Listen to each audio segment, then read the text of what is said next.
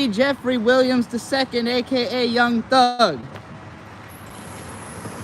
All right. Second order of business. Doesn't the quartering just look like he has the most dick-taking ass face? Like, the quartering has the prettiest blue eyes I've ever seen on a man. You just want to see him looking up at you like, you know, just imagine the quartering. Like, look up Jeremy the Quartering. Jeremy the Quartering has the most dick-taking. Jeremy the Quartering has the most fuckable face I have ever seen on a man. That's all I'm trying to say. I think almost any trans woman would agree they would let Jeremy the Quartering suck their dick. Jeremy the Quartering, he's got one of the big foreheads like me. He's got a big old nut target forehead, you know what I mean? Jeremy the Quartering looks like he is asking for dick.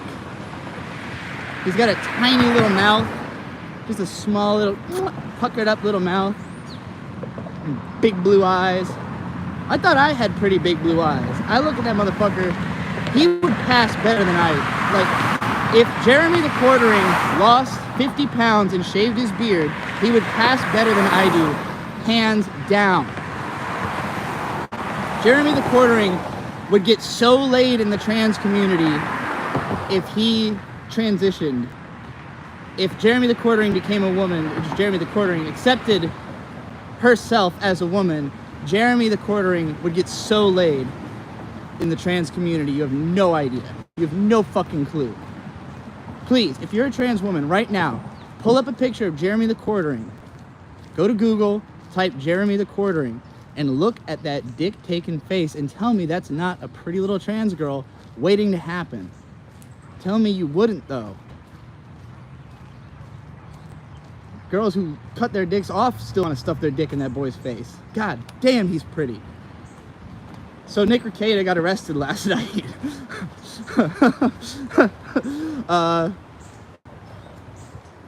It's upsetting. It's upsetting because I don't agree that people should go to jail for, like, having drugs or guns. Apparently he had drugs and guns.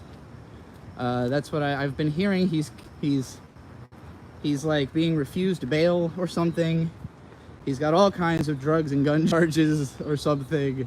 I didn't look into the details too deeply, but I look at this and I'm just like, I'm thinking about how for the last 2 weeks we've had all of America singing about how Drizzy Drake is a literal pedophile and abetting sex traffic through his mansion, and nothing has happened to that guy because he's got so much money that I guess he can just evade the law, evade investigation. Like, how is there not grounds to look into that dude when everybody basically agrees that he is suspicious? Meanwhile, Nick Rekieta, just a homely live streamer, beloved by millions, maker of millions, you know, I'm sure a lot of people will be surprised that I would be in the position of free Nick Rackets. You know, he's not exactly demographically, you know, part of my world. He is a Christian grifter, you know. I mean, I assume he is Christian, but, you know, Christians are stupid, so they're a very good audience to take advantage of. If you, you know, if you can convince people that you're a good Christian, they'll give you infinite money. Like, if you're charismatic and Christian, which can't happen, you know, it's not real. It can't be both. It can't be a good Christian and charismatic. It goes against the point. Because that makes you essentially a cultist. And having seen the funniest thing to me about Nick Rekieta, nothing embarrassing to me about him getting shit-faced on stream or, you know, getting busted with drugs or whatever. The funniest shit about that dude to me is when I saw him at Road Rage, he had a guy following him around carrying an umbrella over him and his wife, over him and Lady Rackets, like in absentia of himself. Like, I don't think he told this guy to do this. I think it was just like a super fan who was like, oh, it's raining, milady, you know, and like just, and you know, he's got his like a jacket over her shoulder, so he's like protecting her, you know, but then he's also got protecting him, weird guy over here, like, you know. It's just so funny because him and Lady Racket's like dressed to the nines, you know, he's got on like this pimp suit and shit, and the guy carrying the umbrella is just like, you know, some internet troglodyte, you know. It was really funny to me. That's my mental image of Nick Rackets, is a fancy lawyer man walking through the streets of Philadelphia, getting a umbrella held over him by some weirdo from the internet because he defended Vic Mignogna. You know, fucking 5 years ago or whatever. I think Vic Mignogna's way creepier than Nick Rackets could ever be, but, you know, that's neither here nor there. They've never had a problem with me, you know. I've been an openly trans person around both Nick and his wife, so as far as I'm concerned, I have no reason to have a problem with them. They're not offended by my existence. You know, I've met people who are. I've met people who, you know, I've met people who work with the bird who are like, basically won't acknowledge me. They're like, you know, pretending I don't exist because they can't accept that the trans people are real, you know. They have to like face up and deal with that as part of their everyday life. So, you know, I have respect to especially people who, you know, if they're Christian and they would get bullied by their community into hating trans people, you know, not giving in to that. I respect that. So that's why I'm on Team Rackets. You know, as a human being. Now, you know, I looked at this. I thought, as I saw the charges, they're being levied at him, what he's been arrested for. My thought is, like, should I be upset with him or with the law? And my conclusion is the law, because I was upset when Young Thug Young Thug is still in jail on RICO charges, which just means having lots of drugs and guns. But like, I don't know, why can't you have those things? This is America. I mean, right now in Oregon, a fairly conservative state, they have decriminalized like all drugs. So there's places in the United States where where you wouldn't have this problem. Why isn't the rest of the country caught up on that? You know, why is this something? I don't get it. Now, personally, I don't harbor any hard drugs. I keep weed, you know, not a lot, not enough to ever be. Here in Virginia, weed is legal. I keep a legal possession amount because I smoke it too fast to have more than that on me at a time, and I'm too poor, quite frankly. But you know, why would you want to carry an illegal amount of weed on you in this place where they're going to bust you? I'm a very careful person. I don't like skirting the law, you know, personally. So I try to keep myself down to earth. But at the same time, if you're at the party and people have drugs, I'll do the drugs. So it's not like I've never done any of these drugs, but I never became an addict. I never went down a path of degeneracy because I tried these drugs, even trying them multiple times, you know, like spaced out across however many parties in however many years, you know. Like, I think I've tried, you know, a few of these drugs a few times, and that's it. And like, I've never felt like, oh, well, my impression of it is usually like, this is so expensive. How could this possibly be worth it? So I do understand how somebody who's making a shitload of money ends up, you know, doing a lot of drugs. But, you know, even the people who in Nick's life who have been accusing him of drug abuse, the way they've talked about it, like, so there's this guy Steel Toe, right? And it seems to me, based on the evidence we've got right now, that Steel Toe's probably the one who tipped off the cops to go and like, who basically created an investigation to try and get Nick caught for this. And the reason for that is that this dude's wife left him to go, I guess, shack up with Nick and his wife, is what it seems like. So, you know, it's a much more personal issue than the internet's probably even realizing, which makes me even more upset about it, because it's like, okay, so nobody, this steel-toed dude, you know, is basically admitting that he thought that Nick had these drugs for a long time, but basically didn't do anything about it until his wife left him, you know, like, and now he's, you know, being vindictive and fucking up all of their lives about it, you know. So to me, that just seems like psychopathic behavior, and the fact that gets rewarded in the legal system, like, oh, this guy's getting busted, and there's going to be all these people who are like, oh, he shouldn't have had all those drugs, and it's like, well, the real problem is that he shouldn't have invited that guy's ex-wife over to his house.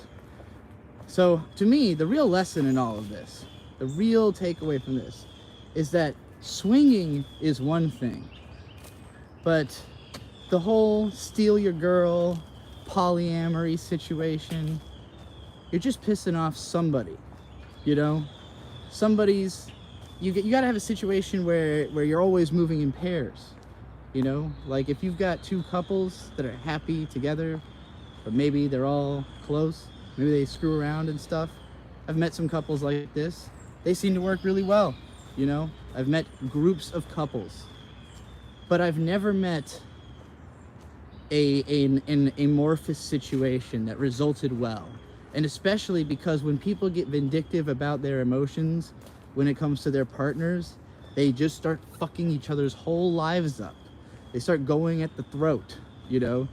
And you know, I've seen it firsthand plenty of times, actually, from friends of mine going through these experiences. So I just think, you know, I think where Nick messed up is that as soon as that woman left her husband, he should have had nothing to do with her anymore. Because if she can't preserve that relationship, what makes you think she's not going to undermine yours? Or that he's not going to undermine yours if he couldn't protect that relationship? Like, these people weren't trying to make it work out enough with one another to not be willing to make it fucked up for other people, you know? I don't trust somebody who doesn't have a level of trust in another person to be in a relationship with them. Sorry to my singles, I love you. I love single people, but we're talking about in a romantic context, you know? A single person by themselves can be a friend of a couple, but only a couple can be a couple of a couple. That's my opinion on this matter. I think that's what the evidence I've seen has led me to conclude, especially in this case, where, you know, a guy gets chump syndrome, as Dick called it on Biggest Problem in the Universe, you know, when I mean, clearly Nick needed to go back and listen to Chump Syndrome. Like, this is basically exactly what fucking happened to Dick's man Steve. You know, he fucked around with a guy's wife who didn't want that, and that guy tried to get him killed.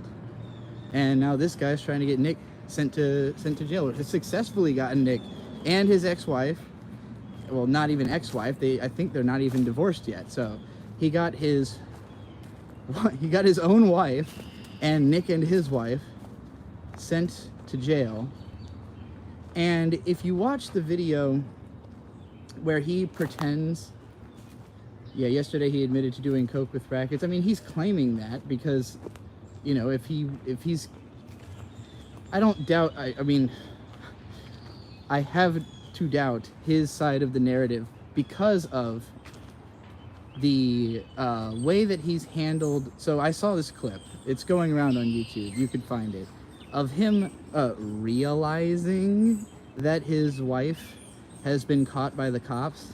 And so they're on stream, and like people start telling him like, oh, your wife got caught too. Like, I guess they had already somehow heard that Nick and his wife had gotten caught, but somehow hadn't heard that she had. And then his reaction is like, no, that's fake. Oh, it's a doctor. Oh, I don't believe it at all. And then he goes through a whole process of like checking, confirming, and then shock, disbelief. What? No way. And he's kind of like that for a minute, you know? And then he's like, and the other guys aren't even telling me that they don't already like know for sure that this happened. They're like, why are you acting so surprised by this? Didn't you instigate this, you know? But he's like, oh, deep in my feelings. And then he goes, well, I guess we can file those papers now. It's like, scene, cut, you know?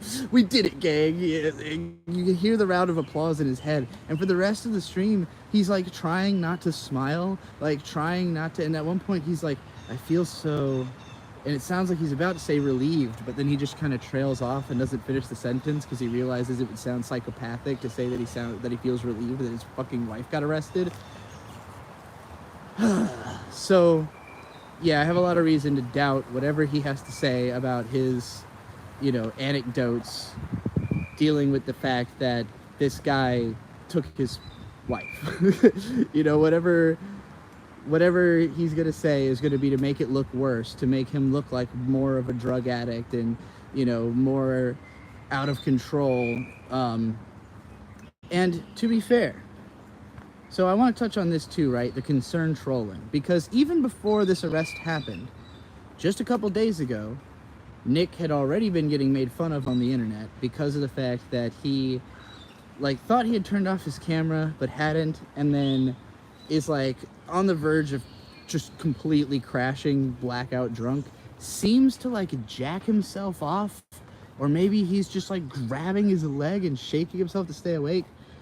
Now, I'm pretty sure that Nick has narcolepsy, so that could be contributing to that as well, but, like, you know, everybody was like, oh, he's messed up. He's too drunk, he's too high or whatever. And then he realizes the camera's on at the end of the clip. So, like, honestly, considering how fucking drunk Nick gets always on his stream, and it always has, that's probably how most of them end.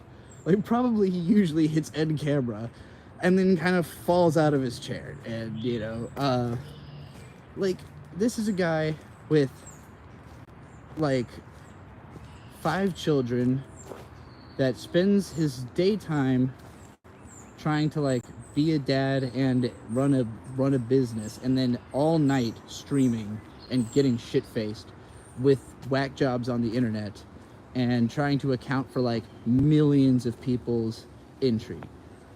I'm not surprised that this would mentally, like, break somebody, you know, that they would start trying to use too many substances to keep up. I think maybe he needed to pull back a little bit, but I understand how difficult that is when you gotta support a huge family. You know, you're trying to fucking make things work, you're trying to secure a future for all these people, and do it in, like, a way that's funny and, you know, charismatic to your audience, but, like, how do you maintain that level of energy, you know? I fucking, just speaking personally, I wake up really early, so I have plenty of time to get high before I start doing these videos. I usually, you know, today I didn't because it's so early in the day, but typically I'll wait till just late enough in the day that if I had a beer right before the stream, I wouldn't feel like I just woke up and had a beer, you know? But I don't drink very much. It doesn't take that much. I just kind of get myself up into a groove. But I don't stream to nearly as many people or expectations or do as high concept of work as what he does. So I understand how that is incredibly taxing, you know, for a dude who I don't think is any, like, necessarily more intelligent than I am. You know, he's a different type of intelligent. He's got all that lawyer brain knowledge, you know, but, like, I would consider Nick like a peer. So I don't want to see my peers getting locked up over the fact that they're pushing themselves too hard, you know, to try to keep up with demand and the demands of an ever worsening economy, you know, a world that puts so much stress on you that you're fucking slamming Coke and Jack at the same time and not in the fun way, you know. Yeah, I don't know. I just think that's sad, and the fact that the only person who I have seen that was like, so okay, people keep accusing everyone around Nick of like, you didn't care, you didn't try to tell him that he was going off the wagon. And it's like, well, first of all, he's been an alcoholic the whole time. That's not new. You know, if it's getting worse, then like it's something that you can try to tell him, like, hey man, you know, you're looking a little worse, but that's a grown man. Like he knows he knows he's making that decision on purpose. He, like, you can decide you don't feel bad about it, because like that's actually the safer thing, right? Like rather than trying to concern troll him, you should just be like, man, I hope you get better. But like putting responsibility on yourself for something that somebody else is doing to themselves on purpose, that's not healthy. And too many people do that on the internet. Too many people are holding themselves accountable for the fucking health of somebody who is doing the thing they're doing on purpose. Now, Ethan Van Sciver, he showed up to Nick's stream and he said, bro, you're too fucking skinny. You're drinking too much. You're too stressed out. Eat a pie in front of me right now. And he literally forced Nick to eat a pie and drink a non-alcoholic drink in front of him on stream to prove that he was, you know, he really cares and is like, this is all you need, bro. This is what you need to do. And Nick had a very understanding, you know what, you're right, I should drink a little more stuff that's not booze, and I should eat a little bit more, you know? So it's not that nobody cared, it's not that nobody was trying, and it's not that he couldn't have turned it around if it's just a matter, one bad looking stream where you look like you're kind of passing out and jacking off is not like a career ending thing, you know? Hell, Dark Side Phil made more money after that. So, you know, it's not something that would have made him unable to perform his job. And if anything, the fact that everybody was making fun of him over it probably would have been a more corrective than anything else. You know, the fact that his own friends are kind of laughing at / with this is like, okay, maybe you should, maybe, you know, if that's not enough to make you self-reflect, it's hard to feel sorry for you, you know. But again, this wasn't a matter of him getting better in like a normal way from people who care about him, trying to help him.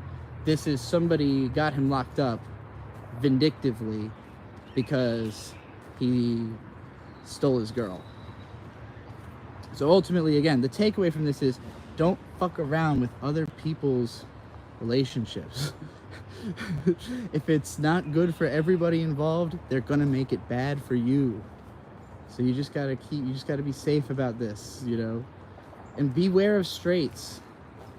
Any type of straights. Straight edge, straight lace, straight sexually. Straight people are the enemy. Anybody, and if you keep, also let me tell you, if you fuck around with straights, if you put your identity in with, if you put your card in with straights, they will fuck you in the end. They will fuck you over. The queers will back you just for saying that you're queer. That's all we need. We just need representation. We just need fucking voices. We're at war with fucking people who want us dead for who we are. So if you throw your towel in with the straights, you should expect this kind of shit. This is what happens when you trust people who couch their identity in how straight they are. If it's a part of someone's identity that they don't fraternize with people of their own gender sexually, like that's an important part of their identity, like, you know, it doesn't, I'm not saying don't trust anybody who doesn't fraternize. I'm just saying if it's a part of somebody's identity how straight they are, if they have to talk about how much they don't like gay people, don't trust those people, because they will fuck you over. If they have to talk about how much drugs they don't do, it's because they have a problem. They have an addictive personality. They couldn't handle the drugs. They would destroy themselves if they did what you were doing. And so they will destroy you because they don't think you should be allowed to do what you're doing because it makes them uncomfortable. It makes them uncomfortable because they couldn't do it. So they're jealous. Just what it comes down to. I'm jealous of people who can smoke cigarettes. I've cut myself off completely. I like smoking cigarettes. It's fun. Don't do it anymore. In big part because I take estrogen. And if those two things in combination can lead to cancer very quickly. So, you know, I've cut out nicotine. But I can do that. I don't have to tell I don't even need somebody to not smoke in front of me. Hell, I don't even need somebody to not offer me a cigarette. I can have a cigar and go right back to not smoking the next day. Self-control, willpower, desire to live and succeed. These are things that weak people don't have and want to take from you. They want to sap it out of you. They want to remove you from the competition because they can't make it in a world where someone better than them exists without acquiescing to you, without becoming a part of your enigma. And they don't want that. They want to be in control. They don't understand that there is no control. There's only bigger circles inside of smaller circles inside of bigger circles, you know?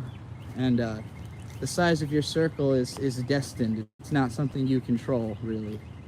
It's something that happens to you. So you just got to live in your fucking circle. All right, I'm getting really esoteric. If anybody has anything they'd like me to rant about, or if you have any questions, please submit super chats. I have not been reading the chat because I've just been kind of going. So whatever you're confused about, or in this story, if you missed too much, I will answer all super chats, all questions, whether they're related to this or not. I don't actually give a shit. It could be literally anything. Just fucking ask me my opinion of Yu Yu Hakusho. I don't care. Like, literally whatever. I pretty much said everything I have to say about free Nick Rackets, free Young Thug, drunk off the Remy, no Rico, and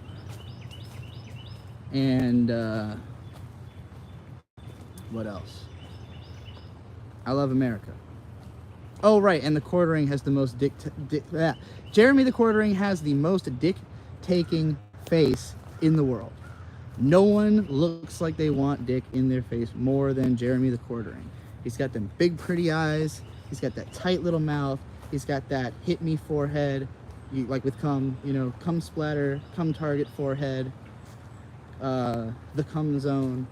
Could somebody get me, could you like Photoshop a tattoo onto the Quartering's forehead that says the cum zone and then like a little target in the middle of it? Or maybe cum target.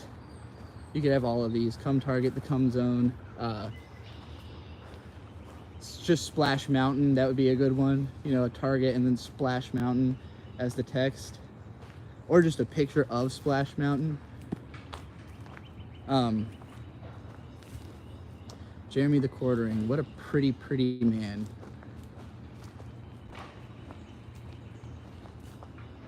You'd never want to have to suffer a conversation with him, but if he's just going to wrap it around your cock, how could you say no?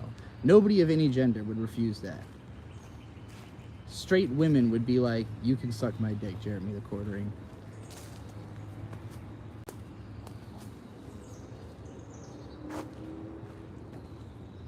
Manic High, Manic Low Part 2 when? Never. That's like my worst album. The only good song on there is Human Connections, which is one of my best songs, but it's trapped around just like garbage. The Human Connections is really good. Hope you're doing good, Trixie. Are you still friends with everyone? You gotta pay for these kinds of questions. I answer the same questions every single day on this live stream because I live stream every day. So, you know, if you have a question that you suspect it's possible someone may have paid for me to answer, I probably did, and I'm definitely not going to do it again for free. So, you know, literally any question pertaining to the PCP has definitely been answered in the last 3 weeks of me doing this live stream. But if you cannot be bothered, nobody's been clipping my streams yet. I don't know why. I don't know, maybe I'm just super uninteresting, but I have not received one single clip. Nobody sent clips around. I've dissed like fucking 20 YouTubers and 20 rappers probably on this goddamn show, and nobody's clipped any of it to send it to them. Nobody's told the quartering Jeremy how fuckable his face is, except for me. It's just, it's sad. It feels like the world is running away from me. It feels like everywhere I go, I'm walking around with arms outstretched, and I see the crowds dispersing. And I'm like, where are you going? Why is everyone walking away? All I said was that Jeremy the Quartering has a very fuckable face. Are we all not in agreement that if Jeremy the Quartering shaved his beard and lost 50 pounds, he'd pass better than I do? Is that not just like something that passes through everyone's head when they see his face every time? Like, I can't look at him without picturing a guy behind him nailing him, you know? Like, because he's got that intense look in his face. Like, he's taking it, you know?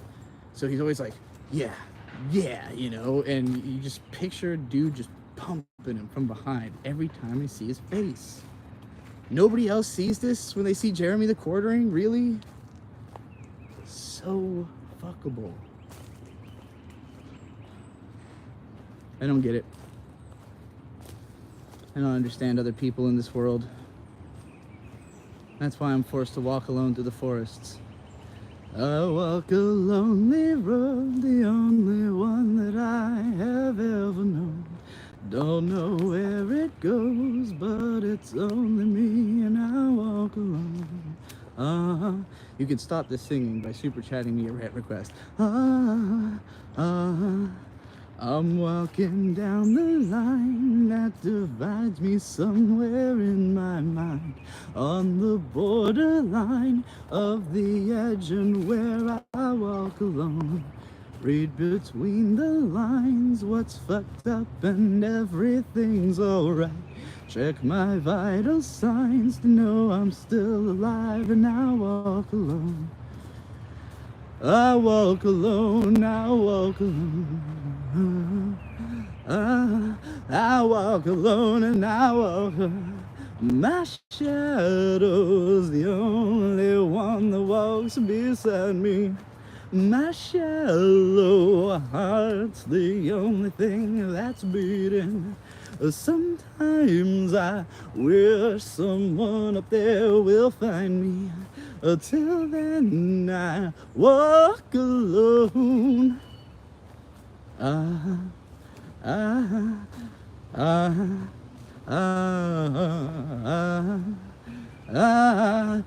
walk alone and I walk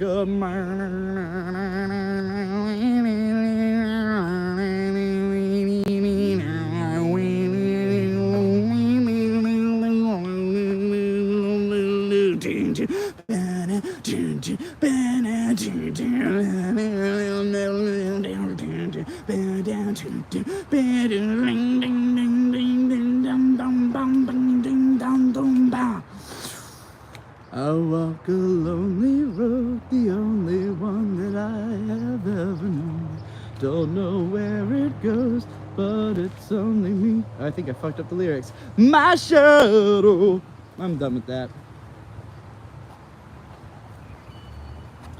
Hello, people of the world. I'm just streaming now.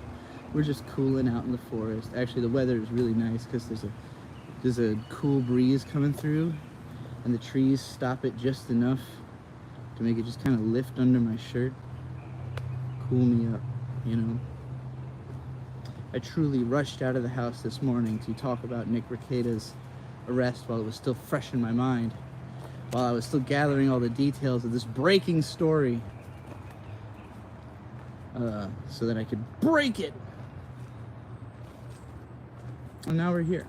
After that, what's up with y'all?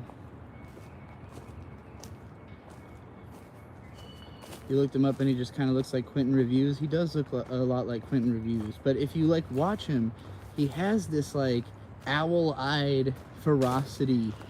he talks about nothing in the most boring words, but while having a face that looks like he's saying the most fucking intense, important, crazy shit you've ever heard, like Alex Jones macho madness in his eyes, as he says nothing anyone cares about, to a audience rapidly diminishing.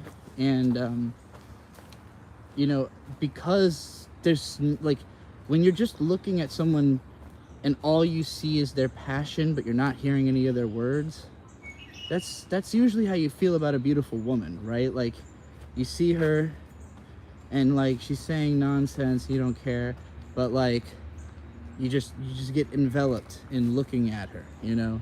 That's how it's like with Jeremy the Quartering. It's like, I don't care what you're saying, but you got such fire, you know? You look like you'd make really, you just look like you'd tighten up real well, you know? You look like you'd really give it your all. You'd really squeeze, you know? Really get every last drop out. That's the impression I get from the Quartering, Jeremy.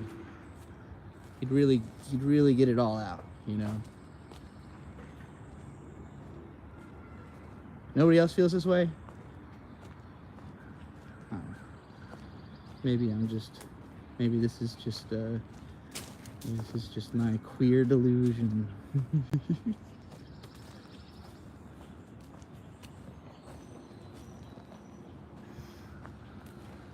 Y'all are really quiet in chat today. There's not nearly enough going on. Everybody just too sleepy-eepy, still wiping the little crusties out of your eyeballs. Can't really tell what's going on the screen. It looks a little blurry. Can't really see what's happening over here in Trixie Town.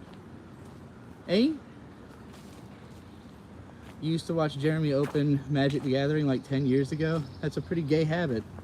I mean, to have, of like watching a man shop or like open cards. So, you know, I assume you're on my side. You picking up what I'm putting down. You're like, I'd spend time with this guy, listen to him do nothing, say nothing, just stare into those dreamy blue eyes, you know? Think about what it would look like, those tiny lips, and those eyes just looking right up. Like, it's this image, right? It's the idea of like just imagine his face, but like, you know, like looking up at you in that way, the blowjob face. I can't do it well while I'm like, you know, there's not a dick in front of me to simulate with, but you know, I just look at Jeremy and I think those are the eyes you want to see looking up at you from your waist.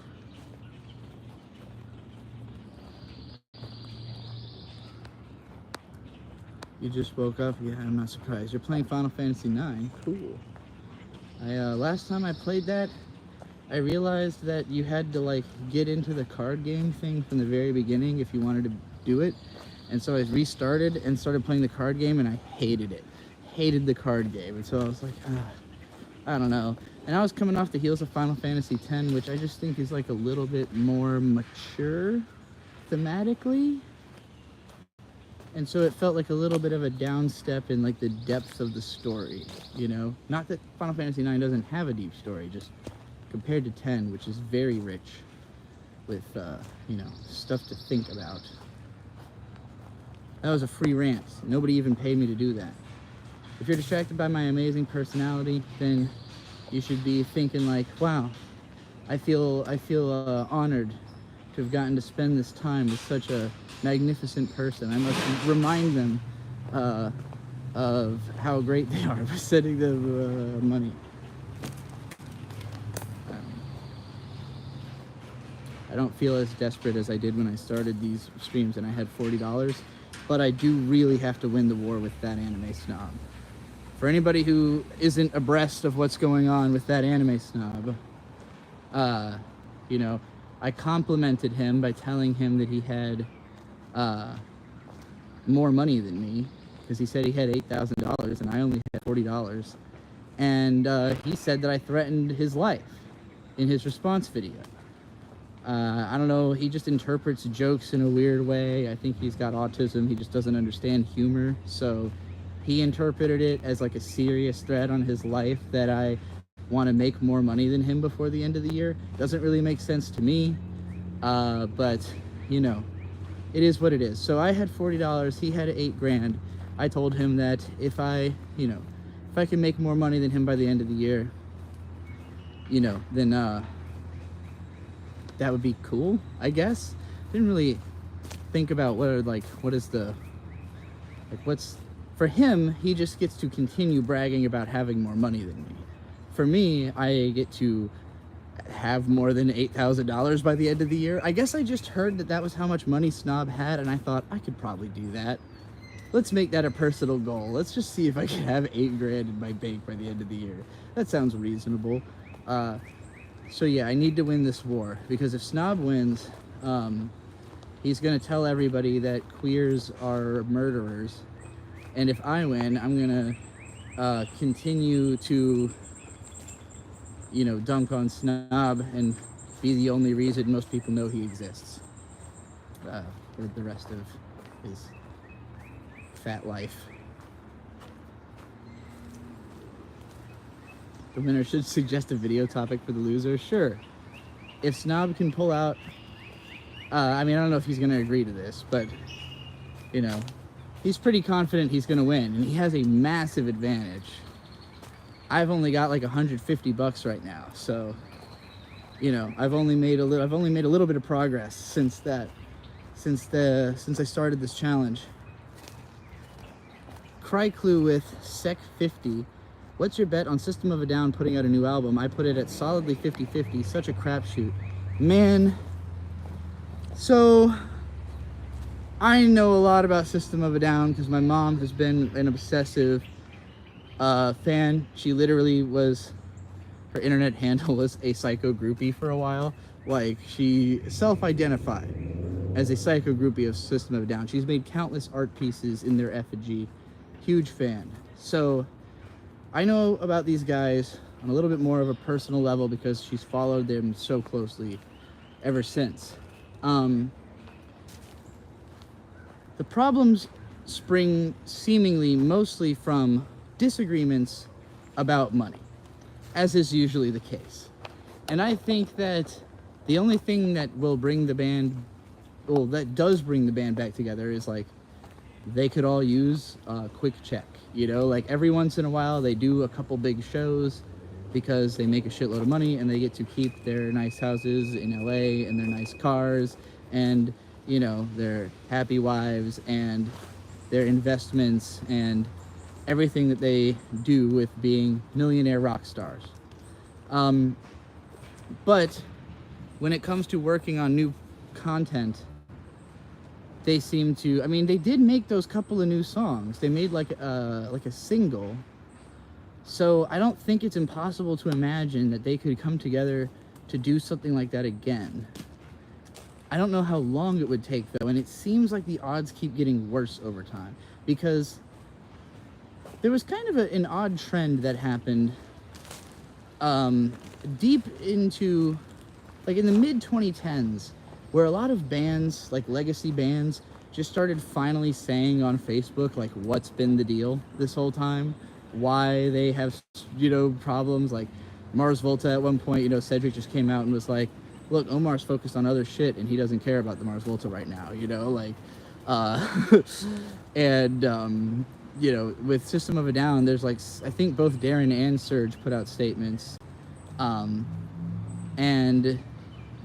you know, Darren put it out in more of an artistic sense, that he was like, I'm more of like a hard rock metal fan who wants to be playing, you know, hard rock metal music and be a rock star. And that very much shows in the Scars on Broadway releases.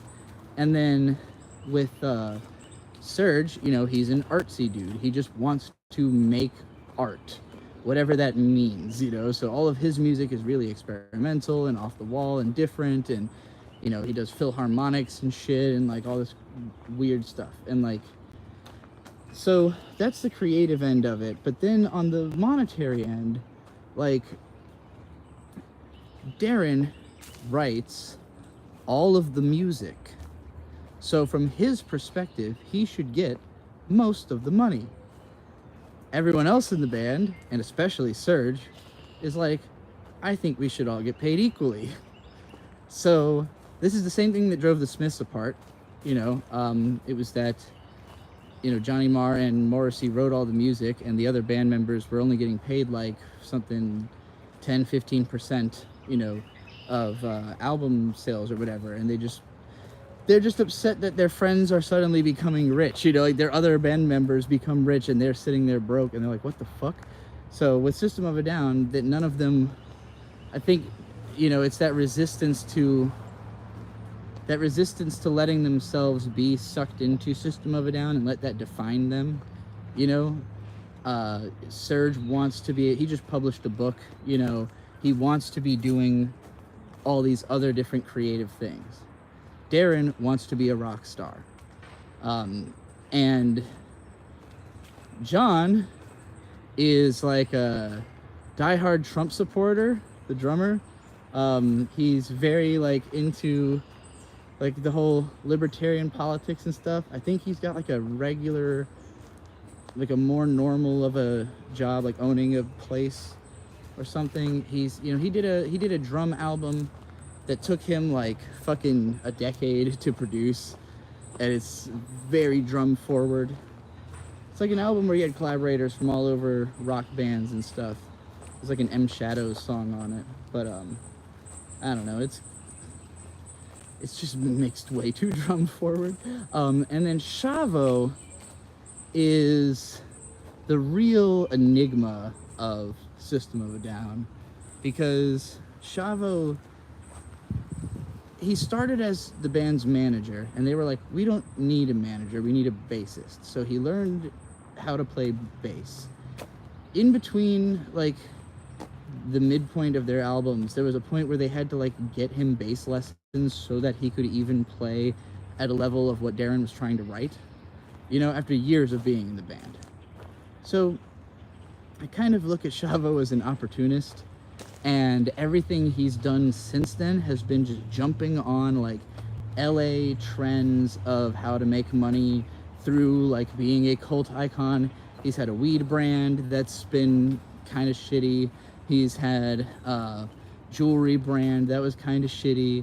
You know, a lot of his ventures go defunct, but he's just always, and all of his friends are in the rap world, so he does all these collaborations with rap artists and stuff, but like none of them have ever taken off or, you know, been that especially good. Some of them are fine, you know, but yeah, so I feel like all of them have just kind of been doing their own thing to the degree that they can, and that it will take a level of desperation to bring them all back together. But they make so much money just doing tours. Like, is there really a good reason to make another album? Making an album is expensive. Making an album is time consuming. Making an album can go really wrong for you if people don't like the album. It might be safer to just stick to their hits and just play shows every once in a while, or maybe tour every so often in their later years, you know, but I don't think, there's plenty of bands, legacy bands, that like kept making albums and just no one cares. Like nobody listens to new Iron Maiden, you know. They still play shows. I doubt they play a ton of their new shit, you know. So, you know, I saw Steely Dan live once, and they made like 8 albums in the 70s, and then 2 albums in the 2000s or so, 90s, I don't remember. And the two from the 2 later albums, they're like okay, but there's just nothing inspiring on them. And when I saw them live, they did not play anything from those 2 albums, and everyone was fine with that. Anyway, that was a big old rant. Thank you very much to Kryklund who submitted it, and if anybody else has anything they want me to talk about, send them super chats. If you missed me ranting about Nick Rekieta going to jail and you need that story, send a super chat about it and I'll tell it again.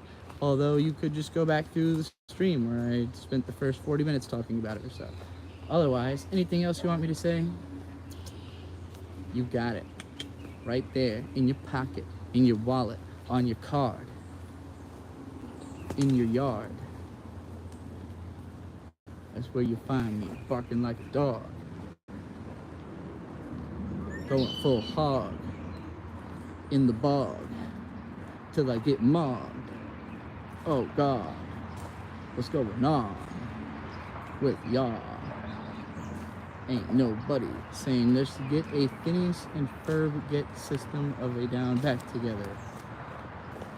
I've never watched Phineas and Ferb. I only know about some of the characters because Bird has showed me clips to explain references that he makes to Doofenshmirtz and Perry the Platypus. But that's about the full extent of my Phineas and Ferb knowledge. Other than that, I had to listen to their fucking Christmas jingles in Target back when I worked there an eternity ago. When Christmas time, they'd play the fucking little sample bits of every single song on the Christmas albums. And it's just like 30 minutes of loop, like one loop is like 30 minutes through all these 30-second bits of Christmas songs. And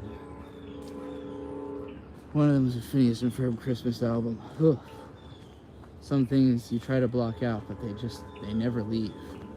You know, it was like 6 months of hearing that fucking Christmas jingle set.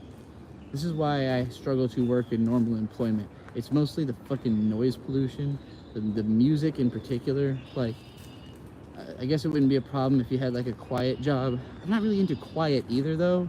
Like, quiet is unnerving, but bad music is worse. You know, we talked about the fact Bird and I started getting into talking about what our old job was, that we worked in banks a lot. And some banks play like generic, like this little tune that sounds like the start of that Postal Service song, and it'll just play it the whole time. Like, there's a little TV in the lobby that'll like play this jingle and have someone say some shit, and it'll just go off like every 30 seconds. And you know, I'd be working in these banks for a full day, and by the end of the day, it's like I can't get that jingle out of my head. It was like haunting me, and I just couldn't understand how nobody in the banks complains. Like, nobody who works there is just like, can we shut that fucking thing off? Like, nobody considers this like a human rights violation. Like, this is awful. This is just a terrible fucking experience to work with, is this repetitive fucking Muzak shit. And that's why I think bankers do not have souls. Like, people who work in banks, sometimes they would have that shit off. Those places, you know, because there's a lot of banks. Banks are everywhere. So bank in a small town usually has a little bit more personality, you know, like, they don't really take the corporate mandates that seriously because corporate doesn't take them that seriously. We were often doing work that had been postponed for like 6 years. Like, work that had already been postponed, and then the pandemic happened and it got doubly postponed. So like, everywhere we went, people had been waiting on this stuff forever. Unless they're like a pop-in inner city bank, in which case they're taken care of. But, you know, we were driving out in the middle of nowhere to fucking change the hours on the front doors of banks and then go to the next place. Who the fuck is this guy? No, it's this lady. See? You see the tits? That means girl. I'm Trixie the Golden Witch. And I'm out in the woods talking to the chat. Whatever they want. Anybody who super chats me anything will get a rant. I will talk about anything. You have a question? You have a concern? You want to talk about Nick Rekieta getting locked in jail? You want to talk about anime? You want to talk about music? You want to talk about the Great Dismal Swamp? I got you. I got you, fam. Fam. You just got a super chat, you know? That's all I require. That's it. Just a little bit of super chat money and I go crazy. I go dumb ham with the rants. Ask anybody. Literally anyone. Does Trixie go dumb ham with the rants? And they'll be like, abso-motherfucking-lutely. Are you kidding me? With that cadence and inflection. If they don't do that cadence and inflection, you know that they're a robot. And you should just be a little more wary of them from then on. Don't fraternize with robots. I thought I would make some money talking about Nick Rekieta, but I've only made $5 this whole hour. I might have to jump ship on this stream. Maybe it's too early in the day to talk about a man going to jail. But I got the story out there. That's what really matters.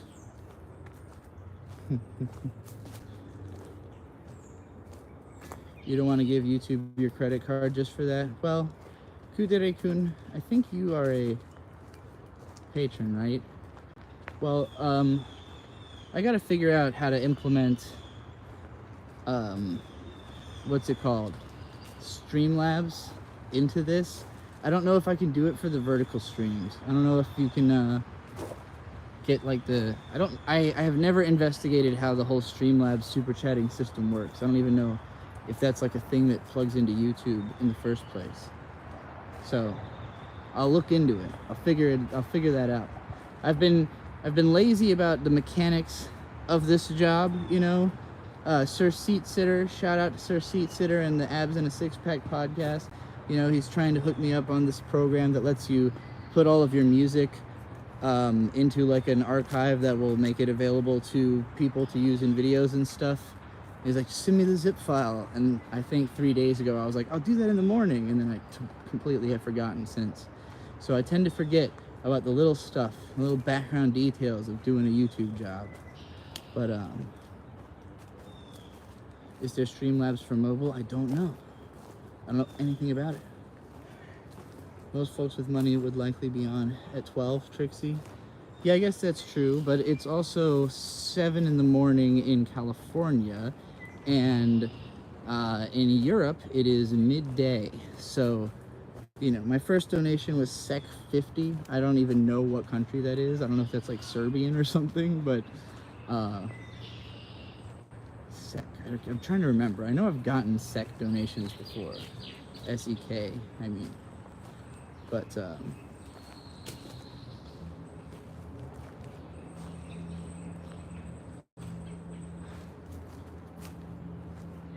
not lazy about money walking. No, I'm definitely not lazy about money walking. But I'm also not going to do it if I don't make any money, because it just means I got to do it later in the day.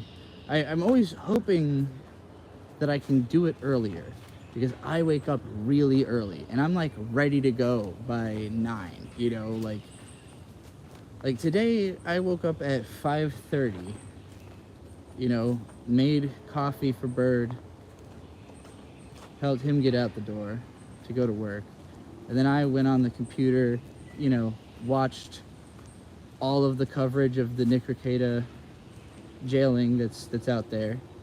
You know, I watched The Biggest Problem. I watched EBS talk about it. I watched the clips of what's his fuck who set him up, Steel Toe.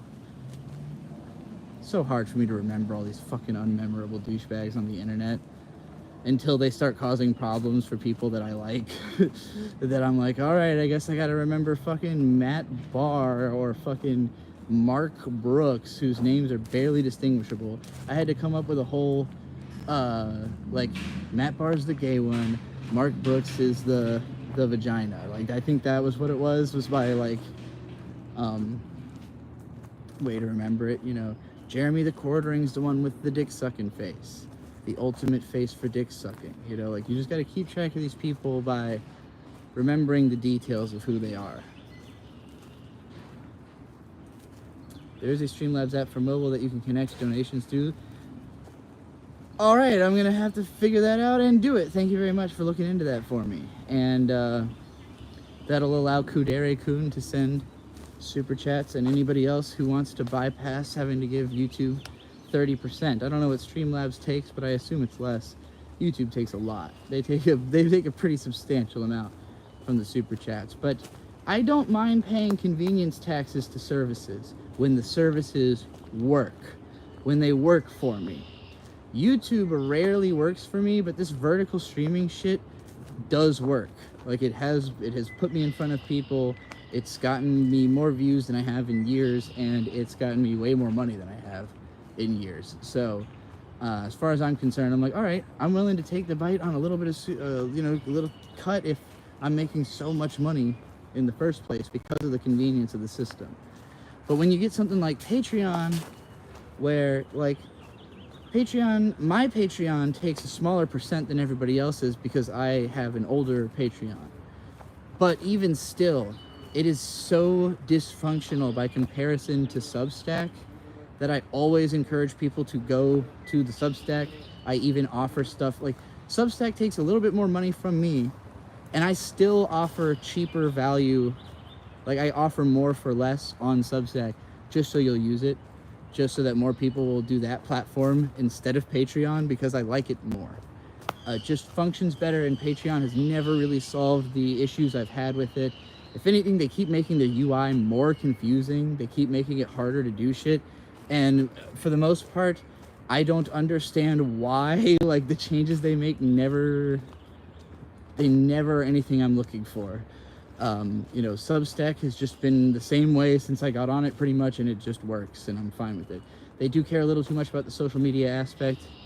Now, Back.buy is the perfect backer platform, but it's still sort of in development, so it's hard to get more people involved. But the more people do get involved, the better it gets, and Back.buy is the only one you can't get kicked off of. You own your own version of it. If you have a Back.buy account, it can't be erased from the internet. So it is by far the best one. And it can't be blocked by payment processors, because it processes through the blockchain, but still trades in regular money. It's so perfect. I don't know why people aren't using it. It's crazy. How is the Patreon UI so bad? I know. It's nuts. It's actually, like, first of all, base level, you as a creator have two accounts, your member account and your creator account. On the member account and like you basically have a feed of everything that people have published, but it's like just the biggest, most clunky, obnoxious like presentation. It's not just like a fucking RSS feed. It's like, it's garishly ugly. There's no customization options, and then there's all this like social plugin shit that is useless. And then on the creator end, like, there's not really a clear logic behind what goes under what tabs. Like, you're looking through, like, you know, these 5 different categories of things that then themselves have inner drop downs of things, and the logic of why stuff is in certain places, I don't understand, you know. Or like, there'll be a drop down on this side, but then there's certain options that are up on the right corner. You will always find yourself, until you memorize where things are, looking for what you're looking for, like searching around. I mean, where the fuck is the button for just like, why does it take me like 3 steps to get to my $10 backer list? You know, why do I have to like click on this and then do this and then click on a fucking search down and do, and even then, like, it's dysfunctional in certain ways. It's just a fucking nightmare. It's again, the changes they make never make it better. Only make it shittier. eShop UI is worse. I don't know anything about eShop. Alright, well, I've said my point about Nick. I'm not making any money. It's too early in the day. This stream's gonna have to end. I'm just gonna walk to the end of the woods and close it off. Oh shit, $5, right as I was giving up hope. Slime, you've done it. You've rescued everything. You've changed the whole world. You understand, this went from a stream where I made $5 in an hour to a stream where I made $10 in an hour. My wage doubled just now. My personal wage for that hour doubled. And that could have not happened. That could have just been, it could have slipped right by.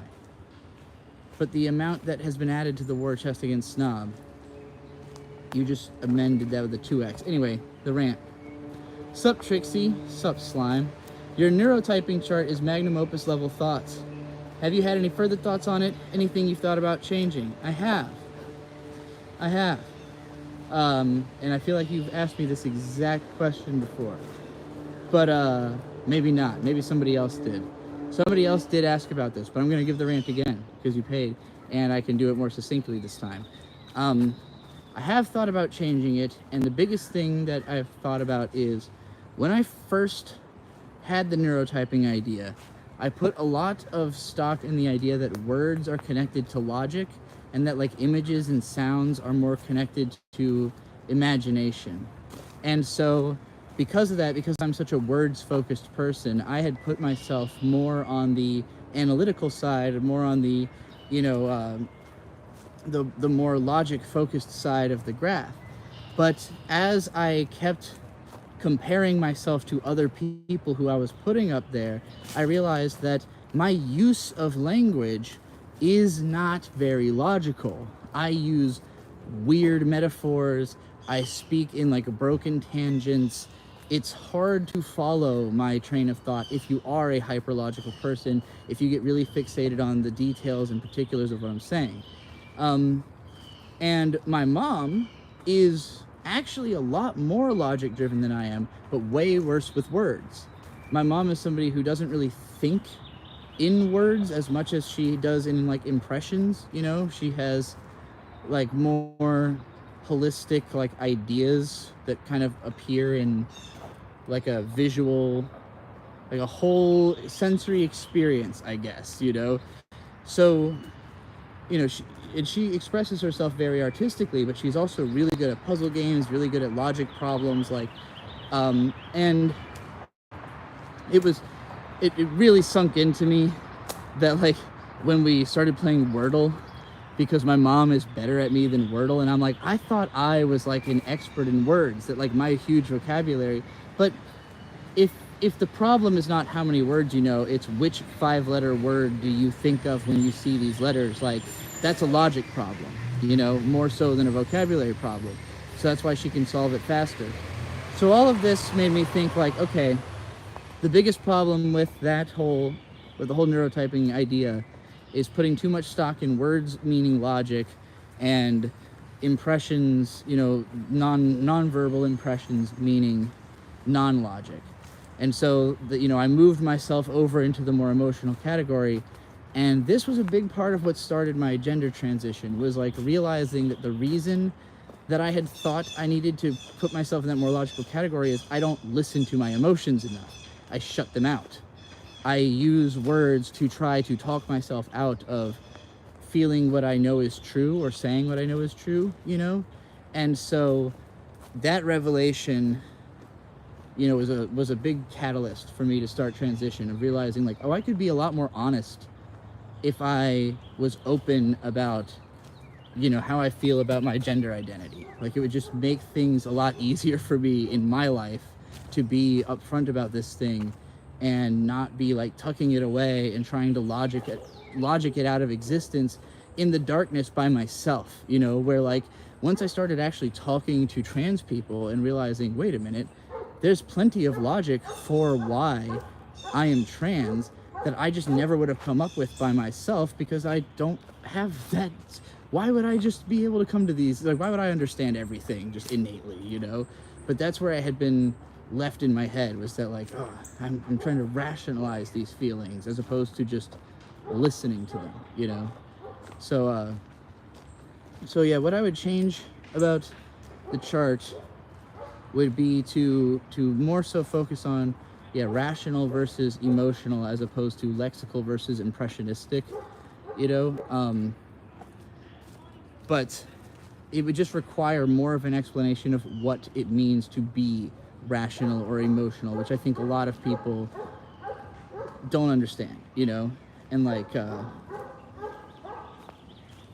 yeah, I think a lot of people who seem very emotional in the way they express themselves aren't even necessarily, and a lot of people who don't seem really emotional, like me, I would consider myself a pretty emotional person, not that readable, you know? Like, even if I was really going through, I mean, if I was really feeling emotional, I wouldn't put myself on camera, but like, because again, I'm guarded like that, but even people around me usually have trouble identifying if I'm feeling really emotional, even though I might be like fucking going ballistic inside my head, you know?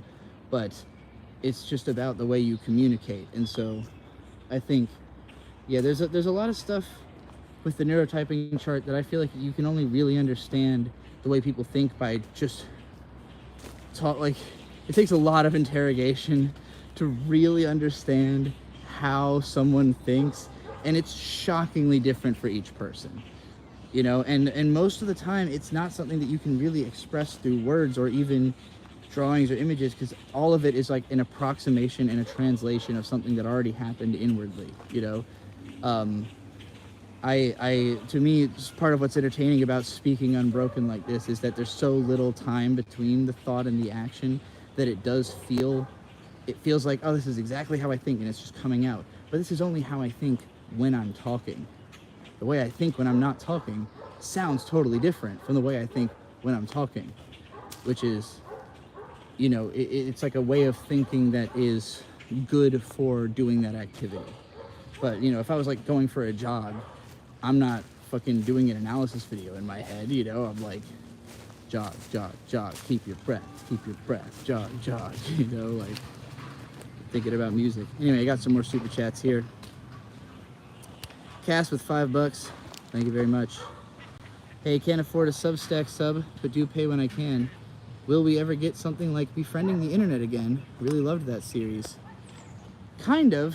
I mean, this is kind of like that, I think. But these streams, I recorded a first episode of a podcast called Trixie's Treacherous Reflection Pool, and the reason I haven't released it yet is that there's an image concept I want to commission, and I can't afford to commission it yet. So I want to commission this image for it, but it's basically just me going through like really difficult thoughts, you know, like whatever's on my mind that I'm like, the first episode is mostly about thinking about death, you know, and like, so it's that kind of thing, just a void gazy podcast.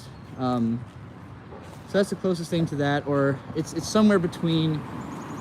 It's probably closer to the DigiBros Decompression Chamber podcast than it is to Befriending the Internet, but they're not that different. It's the same kind of thing, you know. Also, a Substack sub is $7 a month. You could pay for it for 1 month and then cancel it, and then you'd still be able to read all the articles. Although what's great about both Substack and Patreon have a like a 10% off if you buy a yearly, or 15%, something like that. It's like on Substack it's $7 a month or $70 a year.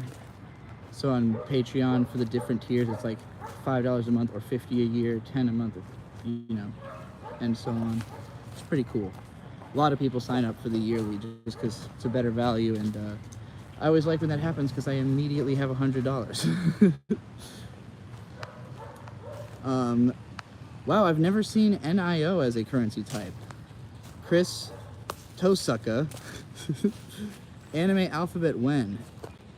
So maybe sooner than later. Okay. I've been trying to figure out how to structure my career in a way that makes the most sense, satisfies the most people, makes me the most money, all at the same time. And I have a lot of that. I have to understand how much time in my day does doing anything take, you know, how many days do I have like to work, what is a reasonable schedule that keeps everybody satisfied. I always make the most money if I put out an endless amount of content by being highly available. Availability is the word that I've been focused a lot on. Because I told this to Riley, he implemented it with Mint, and it worked incredibly well for them. So I'm looking at it like, okay, I want to be as available as possible, and if I just tell people like I did today, like, hey, I'm available as long as you keep paying me, you know, like I can stay available and also stay making money. So, and basically shut it off when I can't handle any more talking, you know, or am not making any more money. So yeah, I've enjoyed the streaming part, and so it's like, okay, there's an amount of that I can do in a day, and you know, reasonably maintain sanity / not drain literally everyone who's ever followed me of all the money they've ever had. What else can I do in the hours of day? It takes me about a day to edit the average anime video. 2 days if it's a little bit, I'll say a day per 9 minutes, something like that. Typically, if it goes above like 8 or 9 minutes, I'll finish it up the next day. If it's like 15 minutes, it might take 2 days. It's probably gonna take me a few days to edit the Jujutsu Kaisen Eva one because I'm doing it on stream. But I've realized that the fact that I can combine doing other things I do with the streaming, just live stream myself doing other creative outlets, that really opens up possibilities, you know. So Anime Alphabet is high on the list of anime videos I want to make.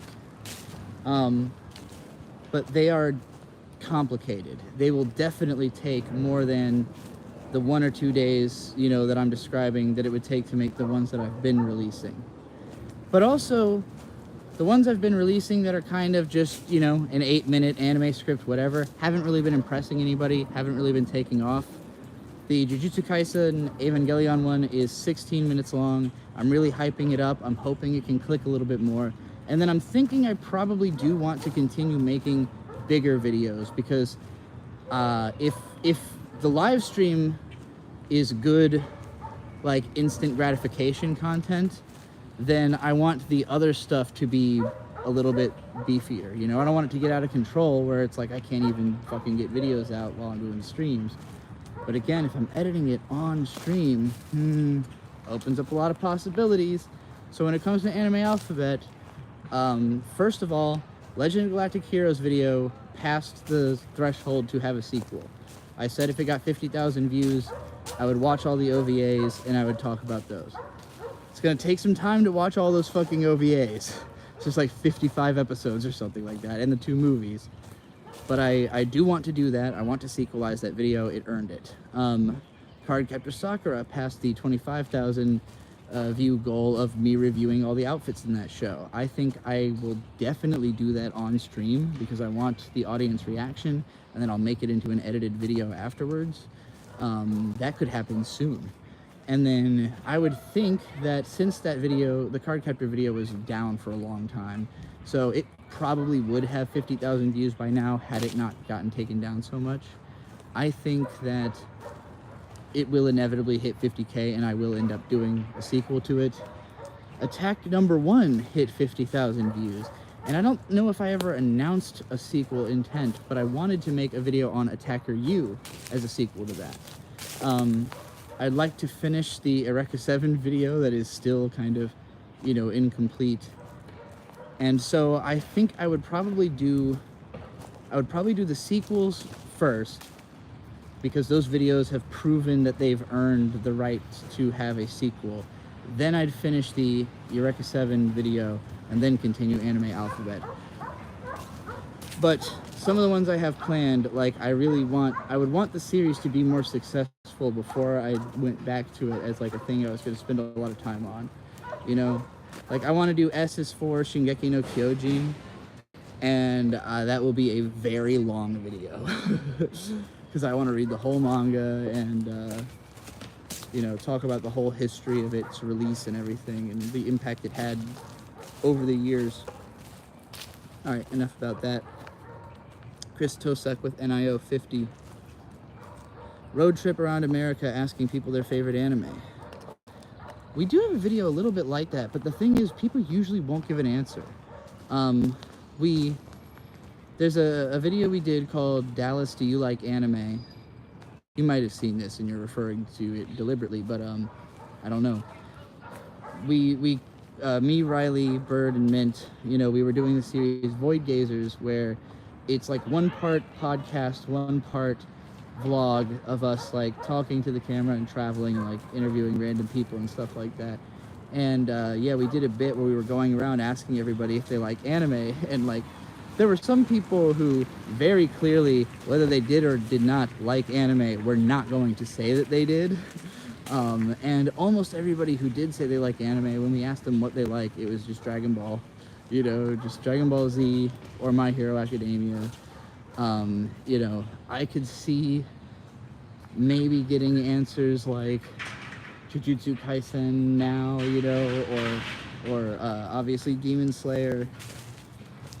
But yeah, I don't think you would get any more interesting answers than that for the most part. You would have to, it would be, I would even think you would have to go to an anime convention and go around asking people their favorite anime, and you still would have a hard time getting like deep cut answers unless you asked a lot of people, you know? In the Full Metal Alchemist video of Anime Alphabet, there's like a bit where I go around and I'm interviewing people about Full Metal Alchemist.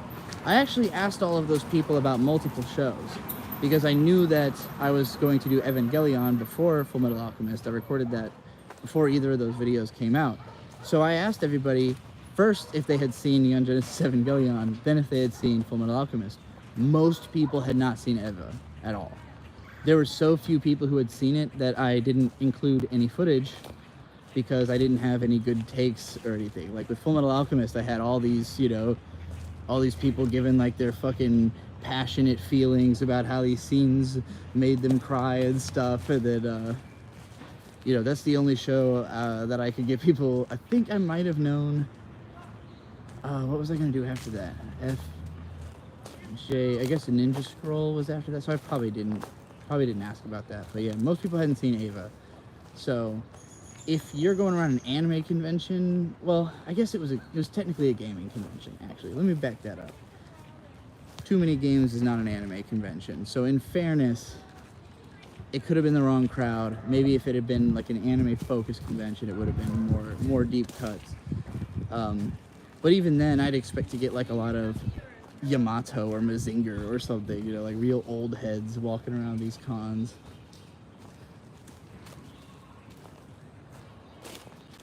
New fans just don't look back. I mean, not unless you tell them to. Like, I was a new fan at a time who did not look back. The reason that I was Digibro before, like, it descended from the name 21st Century Digital Boy, and I called myself that because I did not like old stuff. Like, it was almost like a part of my personality to me that I was only really interested in stuff that was, you know, made for me, you know, made for my generation, like everything old looked weird and tacky and gross to me, you know, like the 80s just looked greasy to me as a 90s kid, you know, and like I think what changed that is probably started with music, because my cousin Boyd was very much the type to go investigate old movies and old music and stuff, and like just try to find out what's cool and what's good to watch while he's on drugs. And so in high school, you know, way back, he's not like that anymore. Good cleaned up man. But you know, back then it was like, let's find cool stuff to look at while we, you know, not me, I was even younger and not interested in that stuff, but he introduced me to all the stuff that he got into that way. So he had downloaded like all this, you know, all this music onto my computer, and would have all these burned CDs that I would copy to my computer. And getting into bands like King Crimson, and them being from the 70s, you know, or liking Pink Floyd, and just, you know, particularly old prog, like, and seeing the influence that it had on the stuff I like. You know, because I had gotten into that kind of music with like Tool and the Mars Volta, and all these people on their Wikipedia page, it's like influences King Crimson, and I'm listening to it and I'm like, yeah, I get that, you know. And maybe I didn't like it as much as that other stuff, but I felt like I understood what was good about it because I had seen its influence carry into today, you know. And then when it came to anime, like, you know, I really liked the modern character design styles. It was hard for me to look at like the 80s stuff. I was never into space and sci-fi growing up, so the fact that that was such a huge genre in the 80s was really difficult for me to get interested in any of it. But also, like, the perspective on what even 80s anime is has changed a lot, because back in the 90s it was like American fans got into it through Ninja Scroll or Ghost in the Shell, and they're looking for like more hard, edgy shit. And so they're watching all the stuff that comes out on video that's like violent and gory and sci-fi and all that kind of stuff. But like mainstream anime in the 80s was like romantic comedies and, you know, like just stuff that wasn't catching on in the US at all. Magical girl shows nobody knew about, you know. Nowadays we look back and we see the full picture of what anime was like from back then. And so because I have that understanding of what old anime is now, I like old anime. But I might not have ever liked old anime if I always thought that it was all like 80s machismo, you know? If I really bought into the narrative that like anime went from manly to moe, and then like, to me it was like a grand discovery to realize that that wasn't the case. And I have this video about women in anime from 1991 where I talk about how like practically everything that came out that year had a female protagonist, and usually she was really kick-ass, you know? And it felt like, man, I feel like all of this stuff is associated with an era of like hyper masculine cool guys and shit.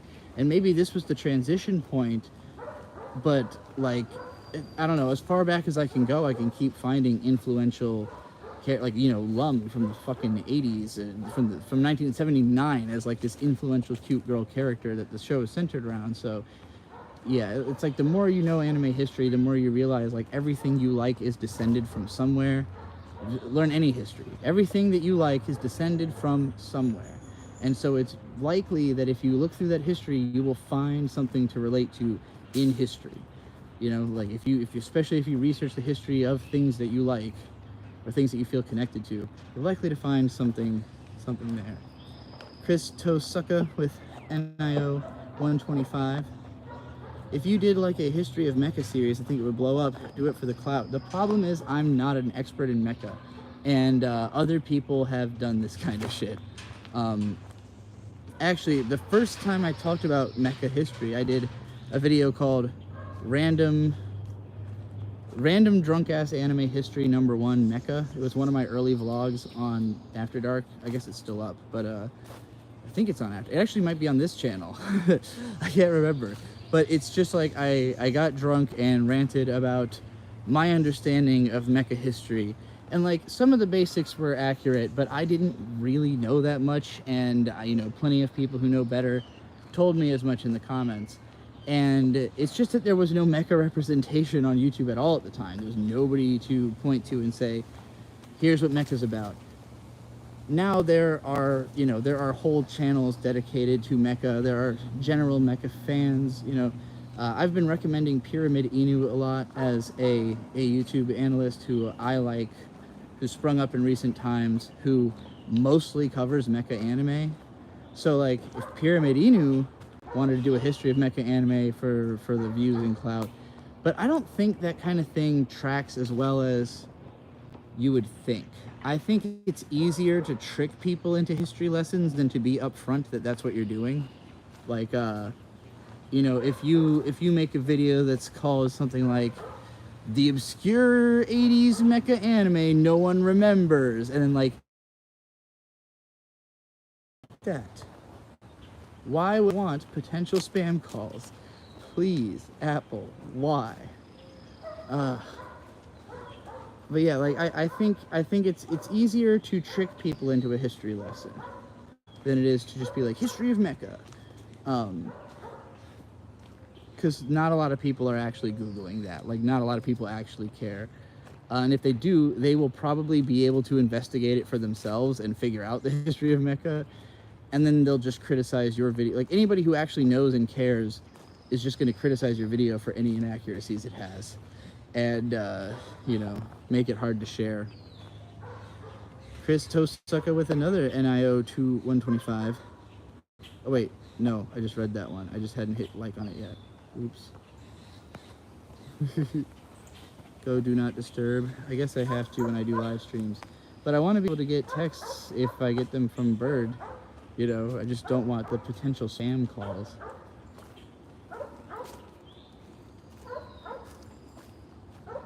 Yeah, I mean, look at, like, so, for instance, perfect example of tricking someone into a history lesson. Kendrick Lamar managed to make a history lesson into the most popular song in the country for weeks running. And he literally says he's doing it in the song. Not like us, you know, it's a Drake diss. You're just listening to him body Drake, talk about how he's a pedophile, talk about how he's a colonizer, and then he's like, Now let me take a second to put y'all on game. The colonists, they was using the townsfolk for the slaves. And I was like, what the fuck? Wait, he literally just starts talking about Atlanta history so that everybody understands contextually why it is a bad look for Drake to do what he's doing. You know, like, he literally breaking down the whole historical context of why you should feel a blood rage towards this man, you know. It's wild. He really snuck that in there. Got fucking white people in the club turning up jams about Atlanta slavery. Crazy. And he's speaking clearly. You can understand it's a song where it's hard to ignore the lyrics. Like, not like us. There's parts where I'm sure he's rapping a little too fast or saying stuff that most people don't really understand. But I mean, he comes through real loud and clear with Certified Lover Boy, Certified Pedophile. It's hard to miss that, you know? It's not the kind of song you just play at Kmart, like, should I stay or should I go now? Or it's like, he's singing about if he should pull out or if he should come inside. And everybody's listening to it. It's like, I can't feel my face is about coke, you know? No, he's just like, Certified Pedophile. Fucking goated. Goated forever.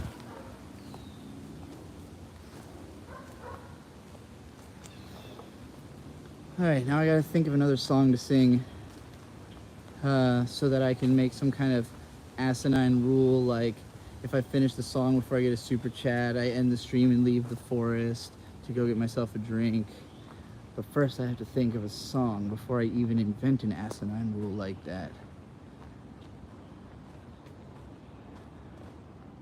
I don't want to sing Prayer by Disturbed because I only know the hook. I'm just holding on to let you know what's given to me to hide behind. Okay, enough of that. Enough bad Disturbed. It's a good song. I've already done Lane on here before. We did Boulevard of Broken Dreams. What's a good I'm in the Woods song? There is unrest in the forest, and there is trouble with the trees. For the maples want more sunlight, and the oaks ignore their pleas. Well, the trouble with the maples, and they're quite convinced they're right, is that the oaks are just too lofty, and they grab up all the light. But the oaks can't help their feelings if they like the way they're made, and they wonder why the maples can't be happy in their shade. There is unrest in the forest, and the creatures have all fled, as the maples scream oppression, and the oaks just shake their heads.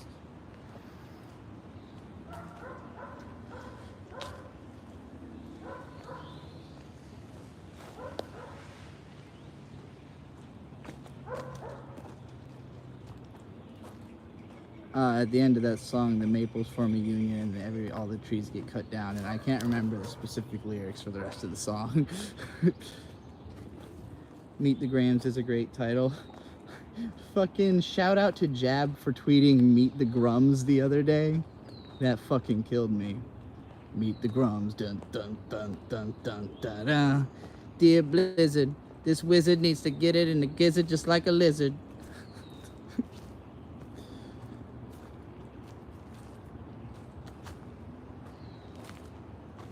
I don't even know enough about Grums to involve myself in any of that. That guy just seems dirty to me. Sometimes there's people who are such grifters, I just block them. Like, I just see what they're doing and I just block them, like never having interacted with them. I'm just like, I don't ever want this guy coming around me. You know, I don't ever want to have to be involved with somebody like this. Just seems like a fucking rat. I don't want that.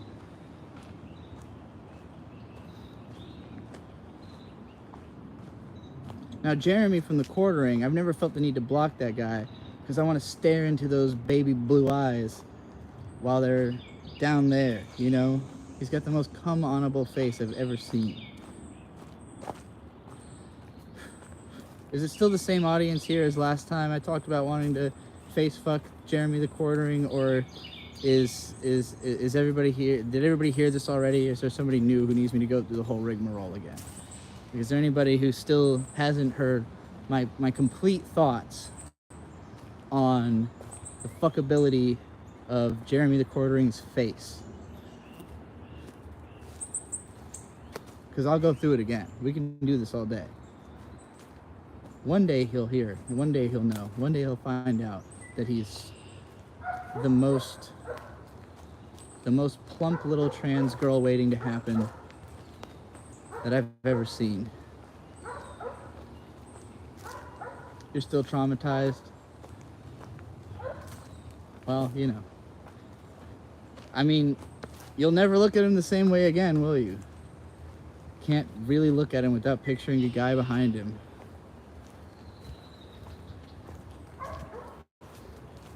Like, where does he put all that energy if not into taking dick? You know, like, I couldn't handle being wound up like that for that long, that many years, you know? I'd be fucking jonesing.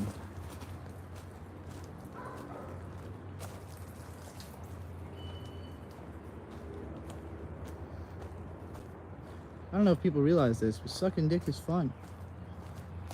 It's a fun pastime. And Jeremy would obviously be good at it. So I think, you know, anybody who's got the big front teeth, like me or Jeremy the Quartering, that's a sign of an oral fixation.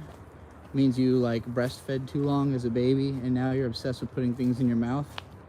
So I think, you know, between Jeremy the Quartering's obvious oral fixation, his tiny little tight mouth, his big beautiful blue eyes, and that spacious forehead begging for cum splatter, I think he'd make a perfect twink. He just has to lose like 50 pounds in the beard and he'd pass better than me. I'm telling you. He would take the trans world by storm. We're forgiving people. I'm telling you, straights are not forgiving. Straights will fuck you up. Ask Nick Rekieta. You fuck around with straights, you play the game of straights, you die. You play the game of queers, you win. That's it. That's all there is to it. Y'all gotta learn. The sooner people embrace LGBT, the quicker society straightens itself out. No more Cuck Umbrage. No more Trump syndrome. You know why? Because your bitch leaves you, you can just blow your homie that day if you're not worried about it. If you're not like, uh-oh, my fucking nut receptacle left. What am I going to do? Who fucking cares? She sucked. And not in the good way, you know? It's all this Cuck Umbrage, all this Trump syndrome, bringing the world down. Your girl's gone, who gives a shit? But, you know, guy had to go and ruin someone else's life over it. Sad shit. Real sad. You know? Free Young Thug. Free Nick Rekieta. Drunk off the Remy, no Rico. Sucker Punch. Live and in charge. What else do I have to say on this matter? I'm running out of super chat rant requests, so I'm kind of petering out. The fuel that keeps me going. It's like I haven't really eaten much today. All I had was some potato chips, or were they corn chips? They're like white salsa chips, you know, the chip like the Aldi brand little round dippables. And I got that mild sauce, not spicy enough for me, but it's the spiciest thing they had at the Aldi, you know. Could have been a little chunkier. It's a little creamy. for my taste for being a salsa, but whatever, you know. It was just some salt to throw through my body before I ran out the door to go on a whole screed about how the big homie, Nick, got locked up over some bullshit, and to make sure everybody understands that I stand behind this guy. I think he's good. I think he's a good guy. Never had any problems with this dude. I don't think drugs should be something. I don't think the possession of drugs and guns should be able to get you locked up in America. It's messed up. I don't love our laws. But, you know, it is what it is. I feel lucky sometimes that I haven't made a whole lot of money, you know, because I worry about if I would have made these same decisions, would I have thought I was above the law and, you know, gotten so brazen that I involved someone else's wife in my drug use in a way that was going to get me caught. Obviously, you just got to stay away from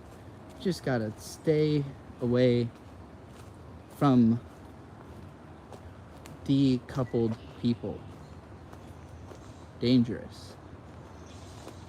Stay in a couple and stay around couples. Safe. I'm telling you. The world has shown me things. I've been given visions. I know what's happening. And it's dark. But there is light at the end of the tunnel if we persevere, you know? I thought about this earlier today. Within the next 40 years, every lawmaker, every person in government will be fully aware that the overwhelming majority of art created by everybody is done using, like, stolen programs. Like, that, you know, like, the amount of unregistered... Like that art basically wouldn't have, like, art and culture would have not been possible if not for massive intellectual property theft over the last 25 years.